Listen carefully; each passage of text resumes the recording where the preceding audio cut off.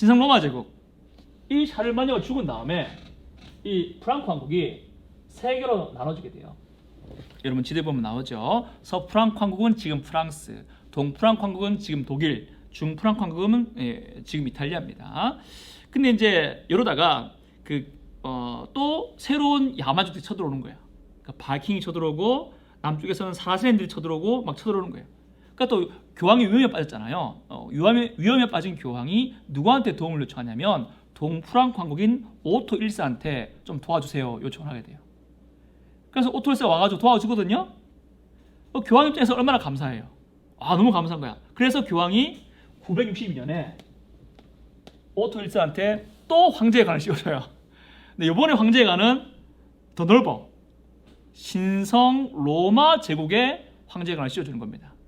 신성 로마 제국이란 말 혹시 들어보셨나요? 세계사 시간에? 이건 뭐냐면 당신은 서쪽 로마가만이 아니라 동쪽 로마까지 다 통치하는 그런 황제입니다라는 거예요. 근데 이거는 동로마 제국의 황제가 아직 있거든요. 내가 뻔히 살아있는데 이렇게 되는 거예요. 이거는 뭐랄까 포장지가 좋은 거예요.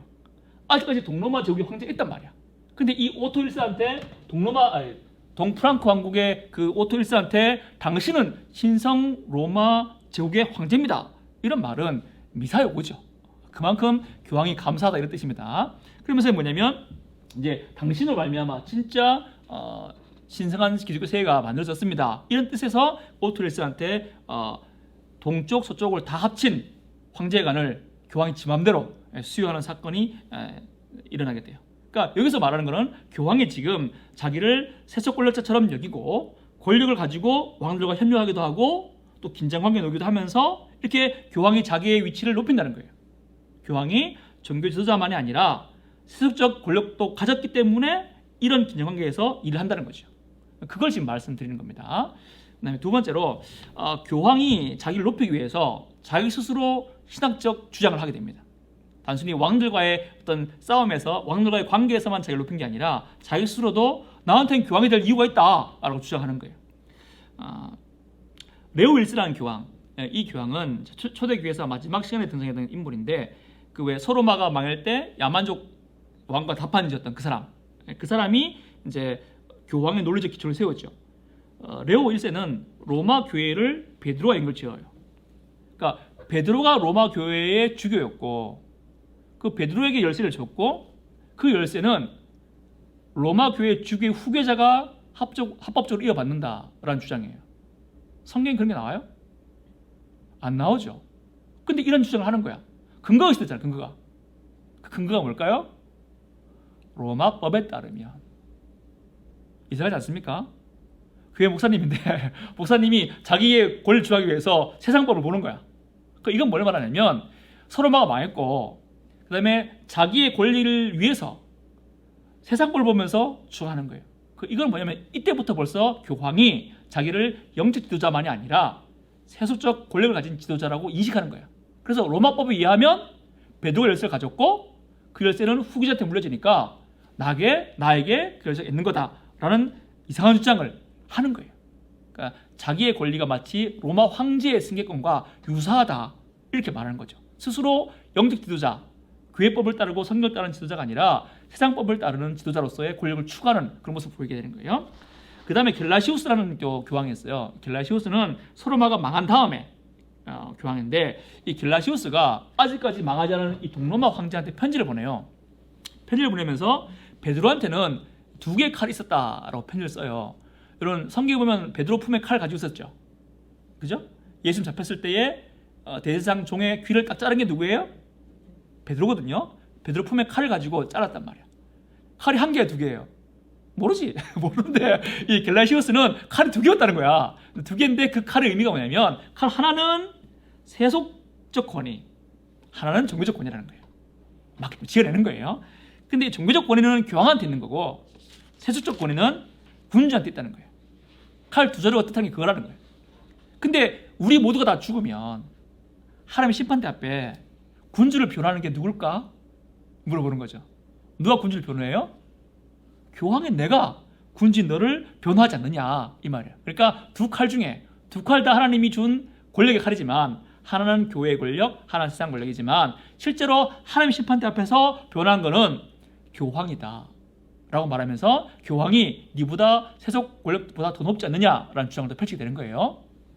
그 다음으로 이제 그레고리우스 1세가 그레고리우스 1세는 앞에서 말한 그 서유럽의 선교를 진행했다고 소개한 인물이에요. 영국에 선교사를 보냈던 그 인물이에요. 선배 교황들이 세운 논리를 실질적으로 이 서로마 유럽에서 만든 그런 사람이 그레고리우스 1세가 됩니다. 근데 그레고리우스 1세의 어떤 예를 보자면 로마 교황권을 높이기 위해서 어떤 정책을 펼치냐면은 지역에서 이제 유럽의 지역에서 대주교가 된단 말이에요. 그럼 대주교가 되면 대주교 임명장을 뭐 주거나 해야 될 거 아니에요, 그죠? 뭐 여러분 직장을 다니거나 하면은 뭐 대리가 되거나 어떤 지점에 되면은 뭐 발령장 같은 거 받잖아요. 그러니까 대주교가 됐단 말이야, 어떤 사람이. 그럼 대주교를 임명장을 그냥 주는 게 아니라 얘를 로마한테 오게 해요. 교황 앞에. 교황 앞에 오면 교황이 뭘 주냐면 팔리움이라는 옷을 주는 거예요. 팔리움 여러분 그 그리스 로마 영화 같은 거 보면 하얀색 이렇게 그게 팔리움이거든요. 그 이건 로마 황제가 자기 신하한테 주는 옷이에요. 세속 권력자가 세속 공무원한테 주는 옷이란 말이에요. 근데 그거를 로마 교황이 자기 대주교한테 주는 거예요. 그 말은 내가 뭐라는 거야? 영적 지도자지만 세속 지도자의 권리도 가지고 있다. 그를 이제 보여주는 거잖아요. 그러면서 대주교가 되면 무조건 다 와가지고 자기가 씌워주는 그 팔리움을 하사받게 했고요. 그리고 또 교황은 지역 교회의 결정들을 추정적으로 비준하고 확인하는 권리가 있다 이렇게 선포해요. 이건 초대교회와 다른 거예요. 초대교회사에서 우리가 공의회로 니케아랑 칼케도는 같은 걸 배웠잖아요. 그건 이제 전체 교회가 다 모인 회의고 그거 말고 지역회의가 몇 번 있었어요. 지역회의에서 하는 결정도 존중해 줬거든요. 다 같은 교회니까. 지역교회에서 성경 66권을 결정하는 결정도 하고 그 초대교회 시간에 우리가 배웠습니다. 근데 이제는 앞으로 그러면 안 된다는 거야. 교황은 앞으로는 지역교회의 모든 건 다 나한테 보고해. 난 허락받아야 돼. 이렇게 이제 만들어가는 거야. 그러면서 유럽에 있는 모든 교회를 다 자기 손안으로 집어넣는 그런 일들을 그레고리우스 1세가 하게 됩니다. 그리고 또 하나 8세기쯤에 콘스탄티누스의 기증장이라는 가짜 문서가 갑자기 돌아다녀요. 콘스탄티누스가 누구죠? 기억 속의 인물이죠. 꿈에서 예수님 만났던 로마 황제. 그래서 예수님이 방패에 십자가를 새겨라. 그럼 네가 이길 거다 했던 그 로마 황제. 그래서 그 전쟁에 이기고 나 앞으로 예수 믿을 거야 하고 로마의 기독교를 공인했던 그 황제. 기억나세요? 그게 콘스탄티누스예요. 그 황제가 결국 로마를 다 지배하는 황제가 되면서 도시를 로마의 수도를 로마에서 콘스탄티노플로 옮기게 되죠. 그죠?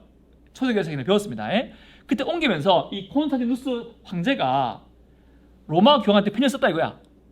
편지 내용 뭐냐면 내가 로마를 떠나서 콘스탄티노플로 옮기게 될 경우에 옮기는데 이 로마와 이탈리아에 대한 권리를 교황에게 줍니다.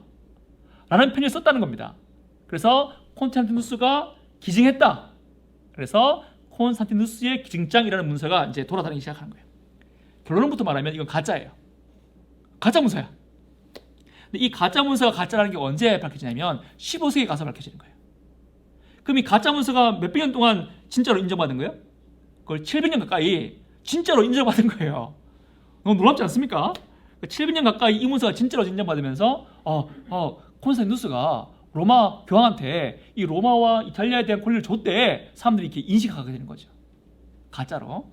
근데 이 가짜 문서가 나타나게 된 배경이 참 재밌는데 지금 교황이 프랑크 왕국과 손잡고 있잖아요. 그죠? 카를로스 마르텔이 장군인데 자기한테 이쁘게 보이려고 막 교황한테 잘해주고 카를로스 마르텔의 아들 피핀이 자기한테 땅도 주고 그 다음에 피핀의 아들 샤를마뉴가 엄청난 땅을 차지하면서 로마 교황이 샤를마뉴에게 로마 황제 관도 씌워주고 막 이렇게 관계가 좋잖아요. 그죠? 근데 마음 한켠으로 두려운 거예요. 지금은 저 프랑크 왕국이 우리한테 잘 보이려고 저렇게 이쁘게 알랑방울 끼고 있지만 혹시나 쟤들이 입장을 바꿔가지고 나를 공격하면 어떡하지? 그때 방어할 뭐가 하나 있어야 되는 거라. 그래서 이 가짜 문서를 만들게 되는 거죠. 뭐냐면 야 콘스탄티누스 대제가 그 황제가 우리한테 여기에 대한 권리를 줬어. 그러니까 혹시 너희들이 딴만 품어가지고 나를 해결하려고 그러면 안 돼? 라는 주장을 하는 거예요. 그러기 위해서 이 콘스탄티누스의 기증장이라는 가짜 문서를 만들어내면서까지 교황에게 서유럽을 지배할 수 있는 권한이 있다는 것을 이제 선포하는 거죠. 이러면서 보면 여러분 이제 지금 교회가 권력과의 관계가 지금 이슈잖아요. 지금 이번 장이 서로마의 멸망과 함께 로마 주교가 어쨌거나 주도적으로 서로마 황제는 약했으니까 어쨌거나 주도적으로 야만인을 상대했고 또 그들 야만인을 선교하였고 문명이던 유럽을 문화화하였고 각 부족으로 나눠져 있던 그 유럽을 기독교라는 하나의 공동체로 만들었다 했다는 점은 우리가 긍정적으로 볼 수 있겠다, 그죠? 하지만은 스스로 로마 주교의 자리에서, 그러니까 대주교, 이 5개 대주교가 형제 아닙니까? 동일선상이란 말입니다. 그게 하나의 공통교를 이루는 내용이잖아요. 우리는 다 같은 형제야. 우리 논나지에 있는 것이 아니야. 이게 보편교회잖아요. 근데 로마 주교가 갑자기 지가 교황이라는 거는 보편교회를 훼손한 거잖아요. 하나님께서 언제 사람 위에 사람 세웠나요? 없단 말이야. 근데 이 로마 주교가 자기가 자신감이 차가지고 내가 교황이라고 주장했던 점, 또 그래서 교회의 보편성을 훼손했던 점, 또 교회의 권력은 영적 권력인데 그걸 물적 권력으로 바꿨던 점, 땅을 차지하고 왕한테 왕권을 주고 말고 했던 점, 또 교회의 권력은 섬기는 권력 아닙니까? 저한테 힘이 있겠죠? 목사 힘이 뭐예요? 여러분이 군림하는 힘인가요? 아니고 영적인 권력은 섬기는 권력이란 말이에요. 근데 교황은 어떻게 했습니까? 물리적으로 다스리고 위에서는 권력으로 만들었잖아요. 이거는 아무리 좋게 봐도 우리가 용납할 수 없는 부정적인 면이 있다, 이렇게 봐야 될 것 같습니다. 그러니까 선교 초기이기 때문에 로마 주교가 감당한 좋은 역할을 감안하더라도 이후로 이어지는 사건을 봤을 때에 교황까지 가는 거는 앞으로는 더 안 좋은 일이 많이 나오거든요. 이건 너무했다, 이렇게 볼 수 있겠죠.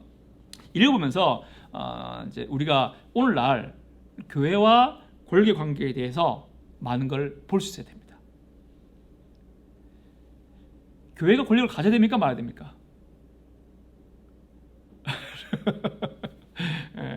생각이 잘하겠죠? 맞아요. 근데 이제 이게 케이스 바이 케이스인 거예요. 우리 첫 시간에 지난 초대교회 시간에 말씀드렸지만 우리가 공산당이 있던 그 일제에서 해방되고 나서 북한의 공산당이 지배하던 시절에 그때 한경진 목사님하고 조만식 장로님이 기독교 정당을 세웠다 그랬잖아요. 근데 그걸 우리가 긍정적으로 봤었죠. 왜냐하면 공산당에 맞설 수 있는 정치 권력이 없었잖아요. 그러니까 그때는 떠밀려서 이 노회라는 교회 단체가 공산당에 맞서는 정치 권력을 형성한 거예요. 그거하고 지금 우리 이 대한민국에서 어떤 기독당을 만드는 거하고는 다르다, 그죠? 그걸 볼 수 있다는 거라.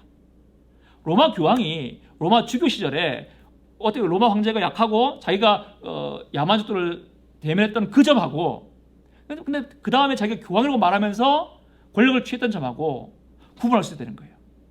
또 기독교화된 유럽에서 기독교 정당이 정책을 발휘하는 거하고 지금 아직까지 선교국가인 우리나라에서 기독교 정당에다가 표를 주는 거하고도 구분할 수 있다는 거예요. 그리고 또 교회가 정말 우리가 너무 연약하잖아요. 그래서 우리 힘을 좀 있었으면 좋겠다 싶다, 그죠? 어떤 힘. 근데 그런 것을 얻게 되었을 때에 또 우리가 힘을 추구하지 않았지만 떠밀려서라도 힘을 가지게 되었을 때에 그때 우리가 이 힘을 어떻게 쓸 것인가 라는 거, 그걸 생각해 봐야 됩니다. 그 선교할 때에, 복음을 전할 때에 문화를 가지고 지금 같이 들어갔잖아요. 그게 당연한 건데, 하지만 복음을 전할 때 문화를 전했을 경우에 안 좋은 점이 뭘까? 또 생각해 봐야 되고, 또 복음을 전할 때에 상대방의 문화를 얼마큼 수용해야 될 건가? 그것도 우리가 생각해 봐야 될 거죠. 그것들을 비춰보는 거예요. 요거 나중에 문제 냅니다. 그런 걸 생각하면서 강해지시면 좋겠어요.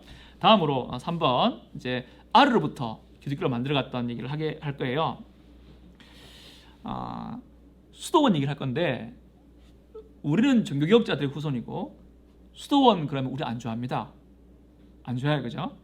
우리한테는 수도원이 결함이 많은 그런 제도가 맞아요. 근데 중세 교회사 입장에서 보자면 수도원은 교회에 기여한 바가 커요. 이게 되게 중요한데요. 제가 초대교회사 시간에 첫 강의하면서 역사적 사건의 평가는 어떤 시각으로 평가한다고 그랬어요? 1번 오늘날의 시각, 2번 그때 시각.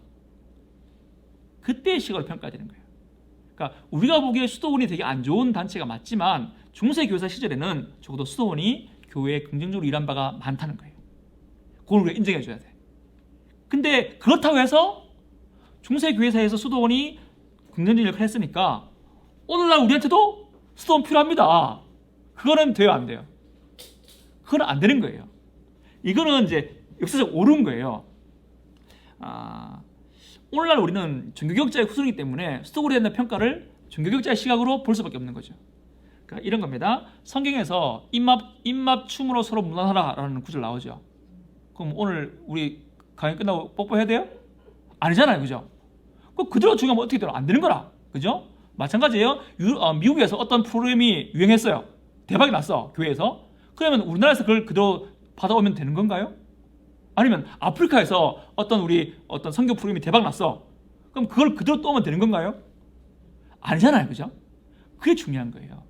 그 시대 문화에서 수도원이 어떻게 쓰임받았는지를 알고, 하지만 그렇게 쓰임받았지만 그렇다고 해서 오늘날까지 적용할 수 있는 거는 아니라는 것도 알아야 되는 거라. 그거를 말씀드릴 거예요. 수도원은 이제 어떻게 시작되었냐면 첫 기록에 남아있는 수도사는 안토니우스라는 사람이에요. 이집트 사람입니다. 여러분, 이집트가 서방이에요, 동방이에요?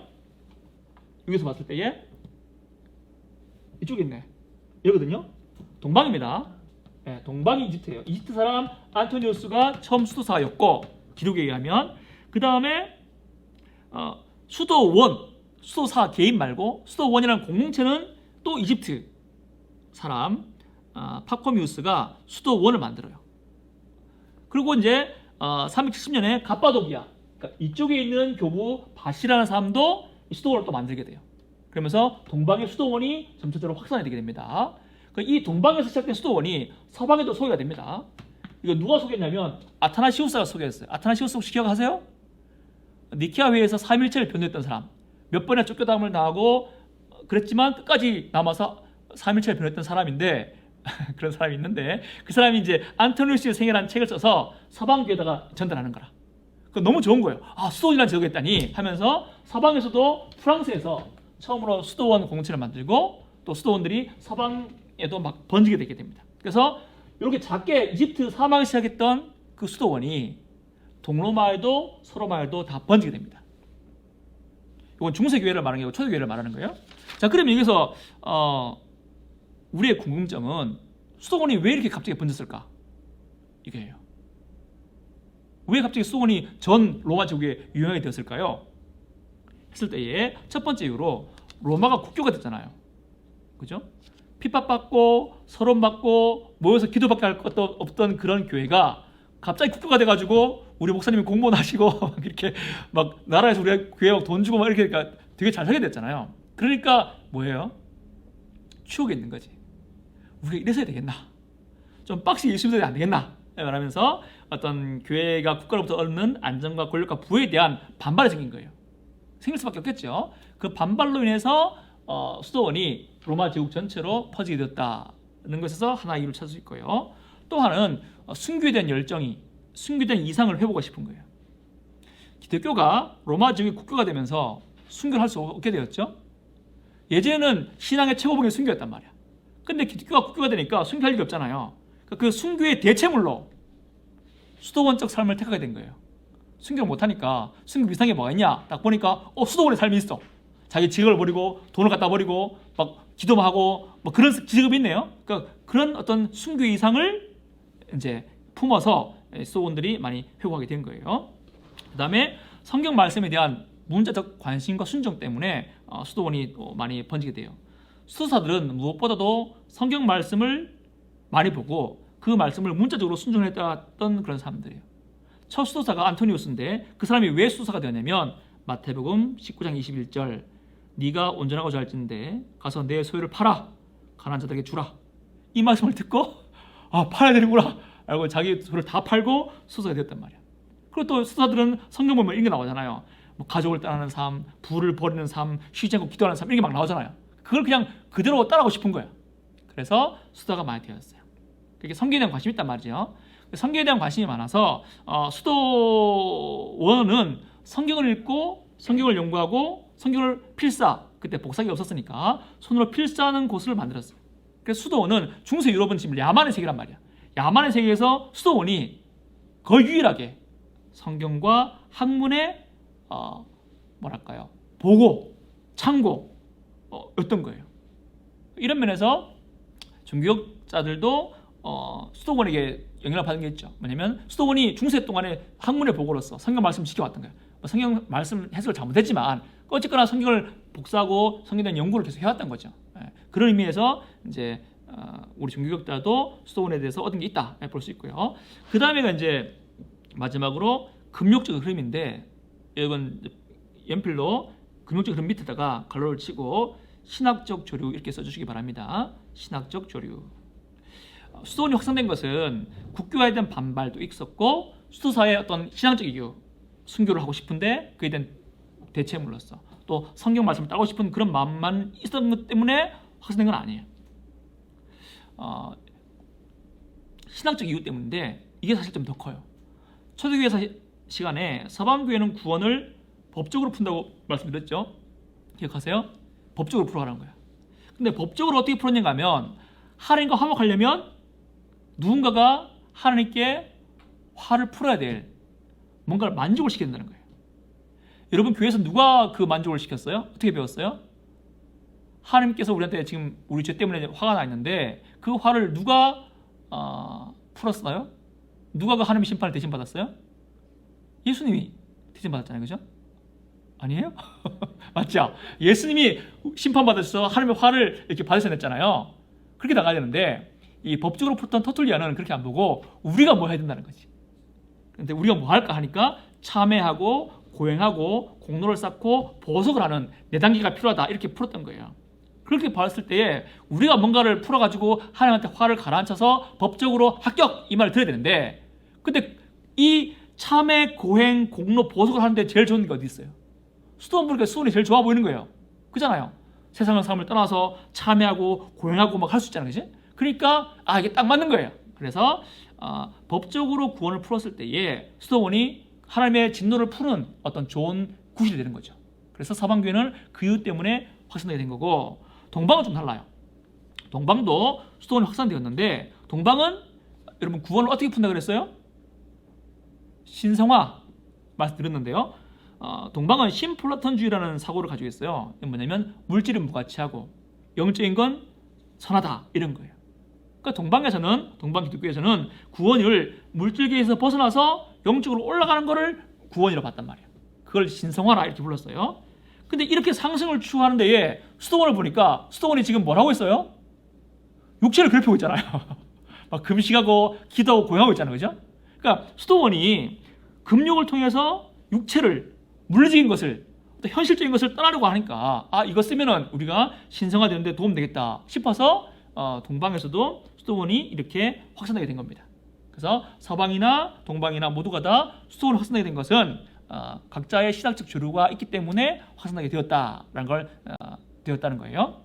자, 여기까지 말씀드렸고, 그 다음에 수도원을 이제 볼 때에 크게 2가지 수도원을 살펴볼 겁니다. 하나는 이제 중세 유럽에서 중요한 수도원이 2가지가 물론 많이 있지만 저는 2가지 소개할 텐데, 하나는 켈트 수도원.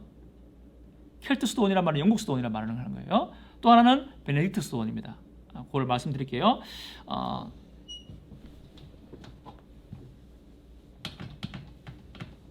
지금 이 챕터에서 교황이 세상 왕들과의 어떤 관계 속에서 기독교를 위로부터 만드는 그런 작업을 했다면, 기독교가 실질적으로 대중들이 확산된 것은 수도사들의 활약 때문이에요.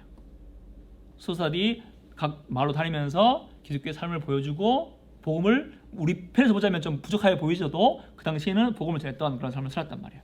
근데 특히 어느 지역 수도사가 활약을 많이 했느냐 했을 때에 여기에 수도사들이 활약을 많이 했어요.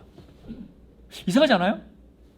본토가 여긴데 그럼 여기서 활약해야 되지, 굳이 왜 섬에서 이거 넘어가가지고 복음을 전하는 그런 일을 했을까요? 이게 역사의 아이러니인데요. 제일 처음 여러분 영국이 복음을 어떻게 받았다 그랬어요? 로마 시절, 그러니까 로마 교회가 서로마가 망하기 전에 로마 시절에 로마의 군인들이나 로마의 상인들이 넘어가서 이제 이미 복음이 전파되었단 말이에요. 그때 로마의 군인들이나 상인들이 넘어갔을 때 어떤 신앙을 가져갔을까요? 바로 이 수도원 신앙을 가져간 거예요. 이집트에 시작된 이 수도원 신앙이 서방으로 넘어온 것 같고, 이 서방에서 이 수도원을 따르던 그 신앙, 그러니까 초대교회의 수도원적 신앙이 일로 넘어가게 된 거예요. 근데 여기는 섬이잖아요, 섬. 뭐가 하나 넘어가면은 딱 갇히잖아. 그죠? 갇힌다 말은 보존된단 말이에요, 보존. 근데 지금 이 본토는 어때요? 갑자기 이민족들이 막 넘어오잖아요, 그죠? 이민족들이 넘어오면서 라틴 문화가 무너지죠. 라틴 기독교가 좀 술에 물 탄 듯 약해지죠. 그렇잖아요. 이방인들한테 선교하면서 이방인들의 수호 성경을 다 받아들이고 뭐 그들의 미신까지 다 받아줬으니까 뭔가 좀 약화가 되는 거예요. 그런데 오히려 이 영국은 섬이기 때문에 수도원적 신앙, 옛 초대교회의 수도원적 신앙을 그대로 가지고 있는 거죠. 그거를 가지고 다시 영국에서 수도사들이 본토로 들어와서 그 신앙을 전해주는 거예요. 이게 로마 가톨릭의 전반적인 신앙의 색깔을 만들어요. 매우 금욕적이고 엄격한 신앙을 만들어가는 거예요. 이 신앙의 유산이 참회와 금욕인데요. 참회의 전통은 고해성사로 이어지게 됩니다. 로마 가톨릭에서 고해성사만 하잖아요. 그게 바로 여기서 시작돼가지고 여기로 넘어가서 다시 쭉 이식된 거예요. 그러니까 참회하는 거, 고해성사하는 거 여기서 나온 거고, 또 금욕의 전통인 보석도 여기서 나온 거예요. 보석이라는 거는 우리가 사교시에서 제대로 배울 텐데요. 이런 거예요. 여러분이 이제 저한테 오늘 커피를 쏟았습니다. 제 하얀 옷이 시커멓게 됐어요. 여러분이 저한테 죄를 빌어요. 그럼 제가 용서하노라 하고 용서해줘요. 그럼 죄 용서는 됐다, 그죠? 근데 뭐가 남았어요? 아직까지 이게 까왔네. 그럼 이거 어떻게 해야 돼? 여러분이 저를 빨아주든지 세탁비를 주든지 뭘 해야 되잖아, 그죠? 그게 보석인 거야. 알겠죠? 그러니까 죄 용서가 한 번에 끝나는 게 아니라는 거야. 보석을 해야지 끝난다는 거죠. 그러니까 이렇게 아주 금욕적이고 아주 엄격한 신앙을 만들어가는 거예요. 그런 신앙이 로마 가톨릭 전체에 이 켈트 수도사들의 활약으로 말미암아 전해지게 된 거예요.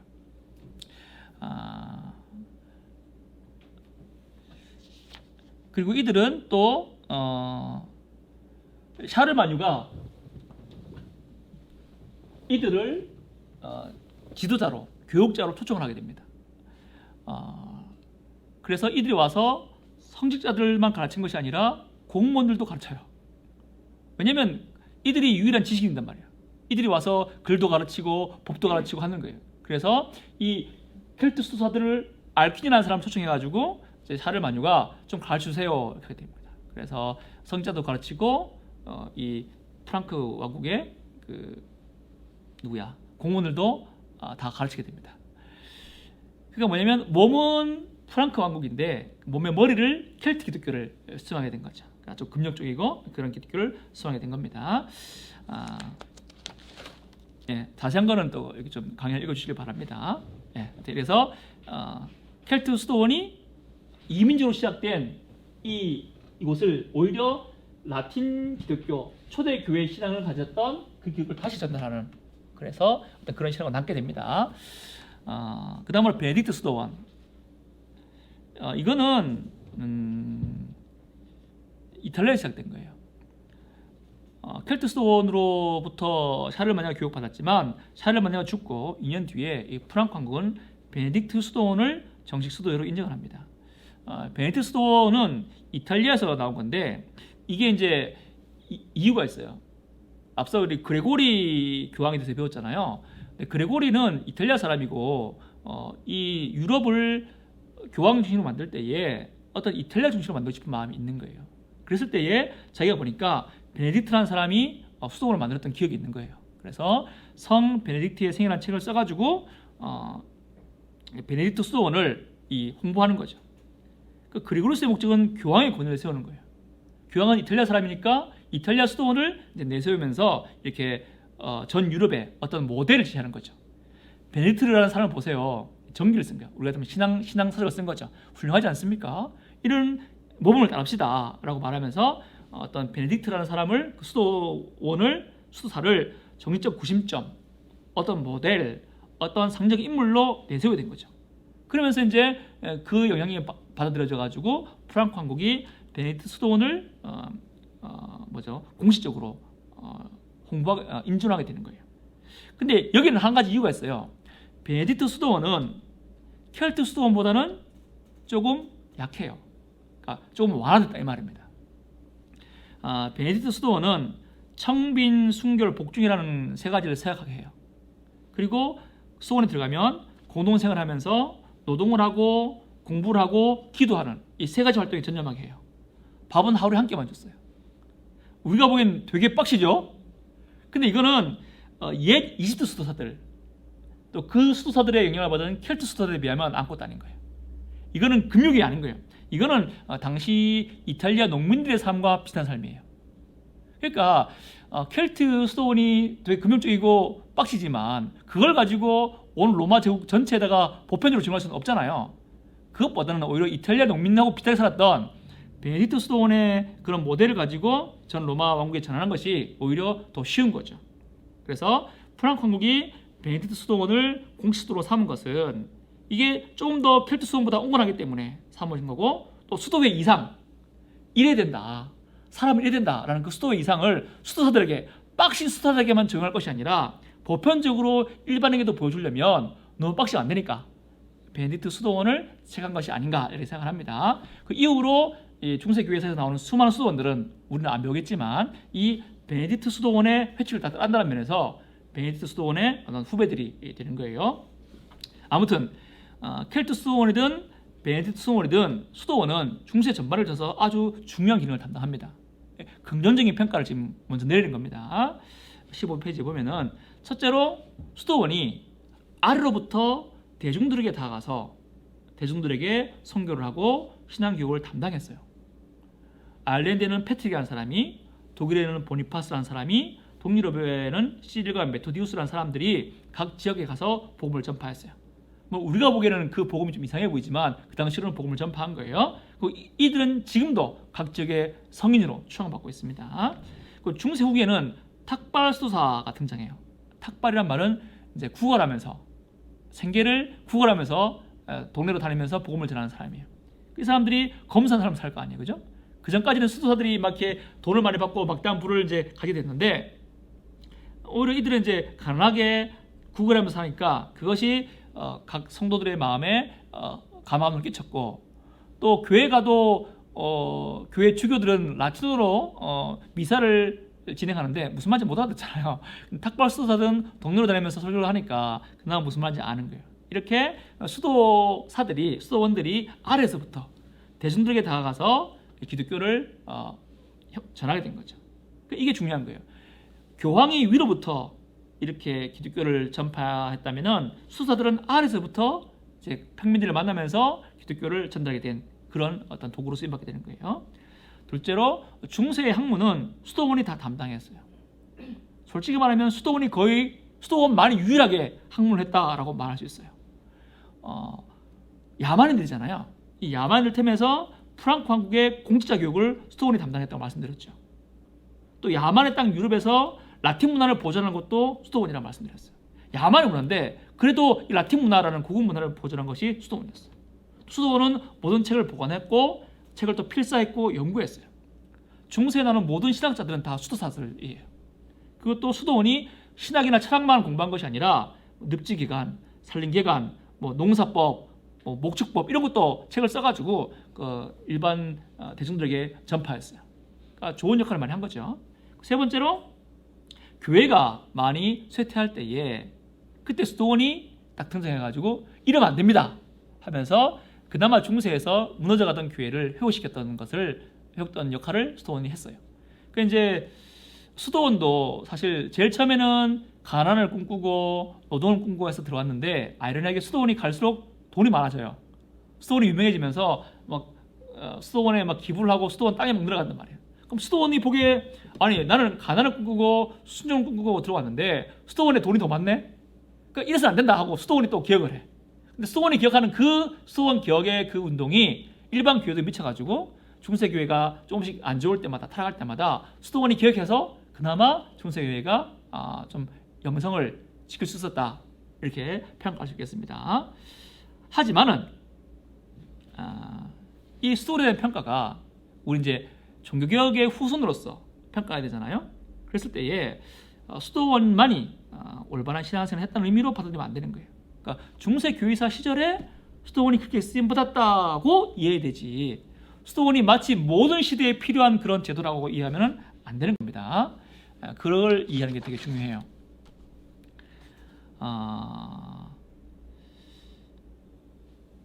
수도원이 과연 옳은가? 한번 생각해 봅시다. 수도사들이 육체의 금욕을 추구하면서 죄성을 줄여나갔잖아요. 육체를 금욕시키면 죄가 줄어드는 게 맞아요? 뭐 금식기도를 뭐 몇 주일 하고 그러면 죄가 줄어드나요? 그게 아니잖아요. 여러분, 예수님이 40일 금식기도 했죠? 이유가 뭐예요? 육체를 죽이려고? 선생에 보면은 영육이란 말 나와요. 영육. 여기서 말 영육이 뭐예요? 육은 죄고요, 영은 복음이에요. 복음. 나중에 서신서 한번 보면은 이렇게 나와요. 우리가 아는 영혼, 육, 이게 아니란 말이에요. 육을 죽이라 말했을 때 그 육체를 괴롭히라 이런 말이 아니고 죄를 멀리하라 이런 뜻이 돼요. 예수님이 40일 금식한 이유가 뭐예요, 여러분? 육체를 죽이기 위해서. 육체를 죽여야 죄성이 죽이니까. 그거 아닙니다. 지금 마태복음 배우시겠지만 마태복음에서는 예수님을 40일 금식을 어떻게 보냐면, 이스라엘이 광야에서 40년을 방했잖아요, 그죠? 그걸 예수님이 재현하시는 거예요. 그러니까 마태복음에서 예수님은 새 이스라엘로 소개가 되거든요.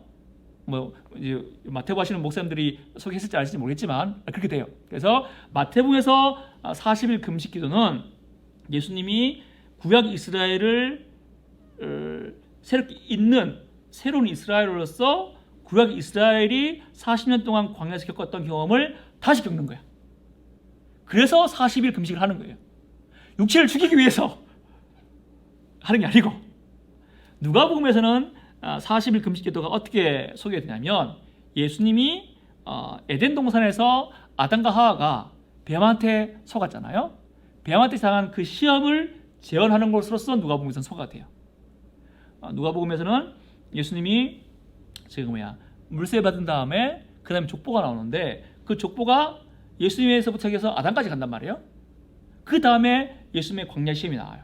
이건 뭘 말하냐면, 예수님이 40일 동안 광야 시험 받은 거는 아담이 잘못했던 그 잘못을 예수님께서 다시 당하신다는 걸 의미하는 거예요. 자, 그러면 예수님의 40일 금식 기도는 육체를 치는 거, 이게 아니란 말이에요. 육체를 친다고 죄성이 없어지나요? 그게 아닌 거예요. 예수님은 육체를 치는 것보다 죄를 없애려면 뭘 어떻게 해야 돼요? 그럼 죄를 없애려면 뭘 해야 됩니까? 마음의 방향을 주는 거야. 마음의 방향. 예? 여기서 영육을 따라 이 말은 마음의 방향이 복음을 따를 것이냐 죄를 따를 것이냐 이걸 말하는 거예요. 그러니까 마음의 방향이 복음을 따르고 말씀을 따라야 죄를 멀리하는 것이지, 육체를 친다고 죄를 멀리하는 게 아니잖아요. 저도 고1 때 예수 믿었는데 기도원 가면은 기도 원장님 목소리가 늘 쉬어 있잖아. 이렇게 블라블라블라 이러잖아요, 그죠? 막 범접할 수 없는 카리스마 있잖아요. 근데 그게 죄를 멀리하는 게 아니라 이 말입니다. 40일 금식기도 하고 뭐 어디 무슨 캠프 갔다 오고 막 어떤 고행을 하고 막 그렇게 보이잖아요. 그게 아니란 말이에요. 그러니까 수도원 자체가 거기서부터 이미 생각이 틀려버린 거예요. 둘째로, 수도사들이 세상에서 도피했잖아요. 근데 그게 과연 옳습니까? 그러니까 우리가 세상에서 도피해야 되는 게 맞아요? 아니죠. 예수님은 세상으로 들어왔죠. 그죠? 예수님은 죄인들과 함께 먹고 마셨죠. 예수님이 공생애를 시작할 때 뭘로 시작했어요? 나 메시아다, 메시아 일할 거다. 뭘로 시작했어요? 물세례 받았어요. 물세례. 물세례는 여러분 누가 받는 거죠? 죄를 씻어야 되는 죄인들이 받는 거예요. 물세례. 예수님한테 저할 수 없어요. 없잖아요. 근데 예수님이 왜 나 메시아야, 공생애 시작할 거야 하면서 제일 처음에 물세례 받아요? 이게 뭘 말해요? 예수님은 스스로를 세상으로 들어왔고 죄인들과 똑같이 나는 죄인들의 운명을 짊어진다 라는 그런 의미로 물세례 받은 거예요. 예수님 세상으로 들어왔단 말이에요. 예수님께서 마지막에 십자가에 달렸을 때에 저 앞에는 누가 있었어요? 강도가 있었죠? 강도는 죄인이죠? 이 예수님의 마지막 이 장면 말입니다. 예수님 가운데 있고 옆에 죄인이 있고 예수님도 사형수로서 달린 거잖아. 예수님 뭐라는 거예요? 죄인이라는 거야 내가. 예수님이 십자가에서 실제로 우리의 죄를 짊어지고 하나님의 진노를 받아서 하나님의 심판을 받은 거잖아요. 예수님은 죄인이라는 거고 죄인들 손에 들어갔고 예수님 세상 속에 들어왔잖아요. 근데 수도는 어떻게 해요? 세상 더러우니까 세상에서 떠나는 걸로 가는 거예요. 예수님은 오히려 죄인들과 함께 먹고 마셨고 예수님은 술꾼이라는 오해도 받았고 예수님은 먹고 마시기를 탐하는 자라는 말도 들었고 예수님은 결혼식도 참여하잖아요. 가나 결혼식에 참여해가지고 막 먹고 마셨잖아요. 그죠? 예수님이 몸을 막 학대했다는 증거가 없습니다. 예수님이 세상을 미워했다는 증거가 없습니다. 그 죄를 미워한 거지 세상을 미워한 거 아니란 말이에요. 그러니까 세상을 떠난 것 자체가 스토어는 잘못인 거예요. 셋째로, 그래서 세상에 떠나서 수도원에 왔는데 수도원은 세상 아니에요? 수도원도 세상이잖아요. 그게 중요한 거예요. 세상 더러워서 수도원에 피해 갔는데 수도원에서 하는 게 노동을 하잖아요. 그죠? 수도원의 노동은 이제 세상에 비해서는 좀 간소하지. 세상에서는 뭐 주식 뭐 또 뭐가 있죠? 부동산 뭐 컴퓨터 인터넷 이런 거 있는데 여기서는 이제 농사만 지니까 좀 간소하지요. 하지만 이것도 세상이잖아요. 수도사들이 세상에서 모든 어떤 관계, 가족과의 관계 이런 걸 다 끊고 왔는데 여기서도 관계가 있잖아. 수도사들끼리 관계. 그러니까 세상 싫다고 여기 왔는데 이게 또 세상인 거라. 그잖아요. 미국에 가면 아메시 공동체랑 아메시인가? 부도프인가? 하여튼 뭐 그런 데가 있어요. 이건 뭐냐면 종교개혁 시절의 그 문화를 그대로 간직하는 거예요. 이 사람들은 전기도 안 쓰고 자동차 안 타고 다니고 마스 타고 다니는 거예요. 그들은 이제 세상이 싫어서 그렇게 자기들만의 공동체를 만든 거거든요. 근데 참 재밌는 게 뭐냐면 거기가 관광 수입으로 살아가는 거예요. 신기하잖아. 우리가 청학동 들어가서 보듯이 그거 막 일반 사람들 막 찾아가서 보는 거예요. 세상이 싫다고 자기들만의 세상을 만들었지만 거기도 세상인 거란 말이에요. 세상을 피할 수 없는 거죠. 그러니까 거기도 세상이란 말이에요. 그 자체가 틀린 거죠. 이건 우리가 교회 분리주의자들한테 같은 적용을 할 수 있어요. 교회 분리주의자들. 우리가 이사를 가거나 뭐 다른 여러 가지 이유로 교회를 떠날 수 있잖아요. 그죠? 그러는 거 말고 여기 더러워서 안 되겠어. 이런 거 있잖아요. 여기는 더러워. 그래서 다른 교회 갔단 말이야. 자, 그럼 다른 교회는요? 교회란 것은 죄가 있는 곳이에요. 교회의 주임무가 용서잖아요. 용서란 말은 죄가 있단 말이 없단 말이야. 죄가 있단 말이죠. 그죠? 중요한 거예요. 목사님, 교회가 이런 곳인지 몰랐어요. 뭐라고 말해야 됩니까? 그런 곳인지 이제 알아야 되지요. 그게 중요한 겁니다. 여기가 싫다고 새로운 곳에 갔지만 거긴 깨끗하나? 거기는 세상 아닌가? 세상은요, 죄를 말합니다. 죄. 여기서도 마음의 방향이 틀리면 죄고요. 저기 가도 마음의 방향이 틀리면 그게 죄란 말이잖아요. 그러니까 떠난다고 해서 어디를 간다고 해서 진짜 깨끗한 곳으로 가는 건 아니란 말이죠. 교회 분리도 똑같은 겁니다. 그렇게 적용할 수 있을 것 같습니다. 마지막 네 번째로 금욕이나 고행을 가지고 제일 처음에는 그들이 이제 순교를 따르고 싶은 마음에 성경 말씀을 문자적으로 순종하고 싶은 마음에 했지만 그걸 가지고 결국 수도사들과 일반 신자들 간의 등급을 나누는 그런 기회가 됩니다. 그게 과연 성경에 있는 겁니까? 예수님께서 성도들끼리는 레벨 차이가 있다. 사실 금식하는 애는 위에 있고 기도원자님은 더 위에 있고 그런 거 안 만들었잖아요. 그죠? 결과적으로 그런 걸 만들게 된 거잖아요. 수도사들처럼 삶을 못 사는 사람들은 질라진 사람들이고 세상에서 시장에서 막 욕지거리 쓰면서 막 돈 파는 사람들은 좀 질라진 사람들이고 막 기도하고 목소리 막 걸걸한 사람들은 영적인 사람 그런 거 없잖아요. 없단 말이에요. 근데 결과적으로 그런 걸 만들게 된 거죠. 그러니까 수도원은 참 의미하는 바가 많아요. 여러분 신앙생활이라는 게 뭐죠? 그러니까 신앙생활을 프로그램으로 이벤트로 하기가 쉬워요. 어려운 거 뭐냐면 일상생활에서 신앙생활 하기가 어려워요. 그렇죠? 여러분 한번 우리 전도합시다. 여러분 40일 동안 우리 새벽기도 한번 해봅시다. 할 수 있어요. 그죠? 근데 항상 기도하는 사람 맨날 집에 가도 똑같은 사람이야. 가르쳐도 애들 변화도 안 돼. 교회 가도 늘 그 사람이 그 사람이야. 얼마나 어렵습니까?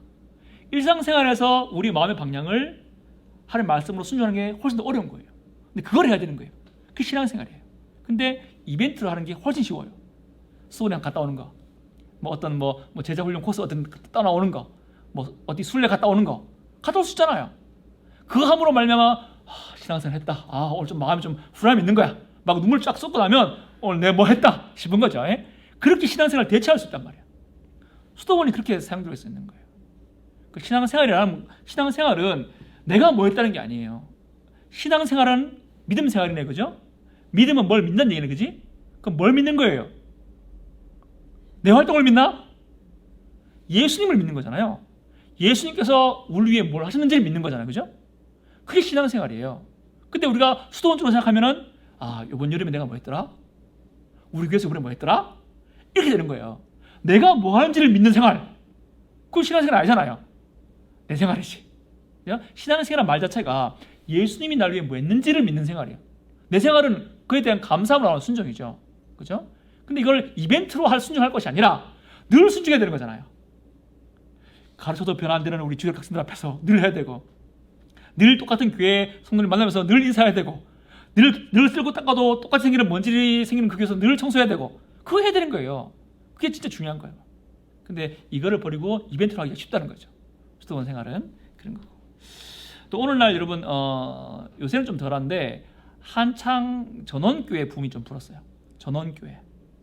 왜냐면 이제 교회를 이 도시에서 벗어나서 시골에다 짓고 이제 성도를 시골에 오게 하는 거야. 그래가지고 이제 예배 마치면 뭐 애들 밖에 뛰놀고 반농사도 좀 짓고 이렇게 하는 거. 저도 시골 출신이에요. 그래서 시골 생활을 되게 좋아하고 전원을 되게 좋아합니다. 이 전원교회에 대해서 어떻게 생각할 건가? 또 우리 개신교회는 수도원 없죠? 개신교 수도원 없습니다. 영국 성공회에서는 대전탁 신부 예수원이라는 걸 좀 인정하지만 우리 기독교 개신교 안에서는 수도사라는 게 없어요. 그죠? 대신 기도원이 있죠. 기도원은 이제 수도사하고도 다르죠. 근데 기도원도 있죠. 그죠? 그러니까 잘 보세요. 기도원과 어떤 전원교회에 대한 생각을 어떻게 할 것인가가 중요해요. 이렇게 말하면 목사님 저 비판하려고 그러는구나 생각했지만 그거 아니에요. 잘 들으세요. 역사를 배웠단 말은 어떤 사안을 바라볼 때 입체적으로 바라볼 수 있단 말이에요. 무슨 말인가 하면 기도원이나 전원교회가 메인이 되면 안 돼요. 그죠? 이 신천동에 교회가 다 떠나고 이 동네 교회 한 개도 없어. 전부 다 바깥에 있어. 그건 안 돼요. 메인은 뭐냐면 우리는 세상 속에 들어가야 돼요. 교회가 시장에 있어야 되고 직장 가까이 있어야 되고 우리 동네가 있어야 되는 거예요. 근데 때로 우리에게 휴식이 필요할 수 있고 때로 기도에 전념하는 게 필요할 수 있고 때로 일반적으로 전원에 가서 쉬고 그 도움 되잖아요.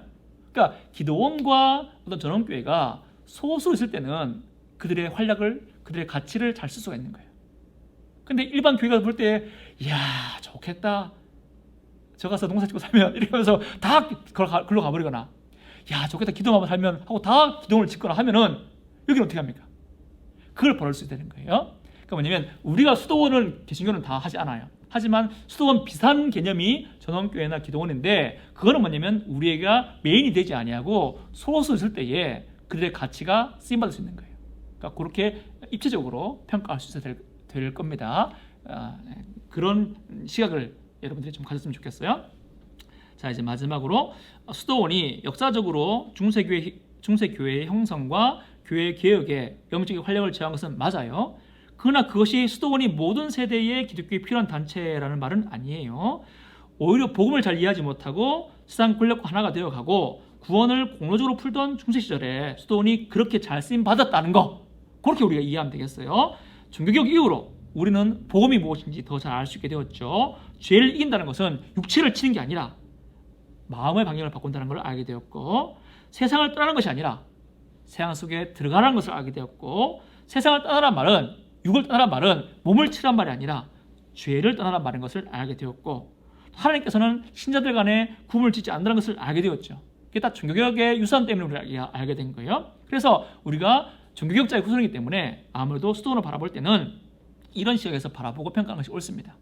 그래서 역사적으로 수도원이 중세교회에서 쓰임받은 것은 인정함과 동시에 종교개혁의 후손으로서 우리에게 지금 거룩이 수도원적 거룩이 아니라 일상생활에서의 죄를 멀리하는 그런 고리인 것을 우리가 아는 것이 필요할 것 같습니다.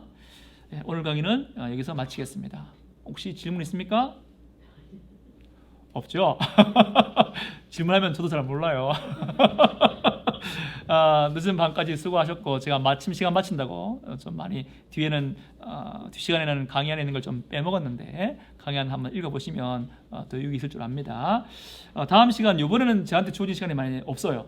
그래서 다음 주가 끝인데요. 다음 주에 이제 4챕터, 5챕터, 6챕터 살펴볼 거예요. 4, 5는 동서방 교회가 최종적으로 분열되게 됐다는 얘기를 할 것이고 5챕터에서는 중세가 전성기가 되면서 십자군 원정 떠났던 얘기 할 거고 그리고 마지막 6챕터에서는 이제 중세의 전반적인 신학에서 배울 겁니다. 그렇게 하면서 중세교회를 마치도록 하겠습니다. 다음 주에 문제도 같이 드리겠습니다. 네, 오늘 수고하셨습니다. 수고하셨습니다.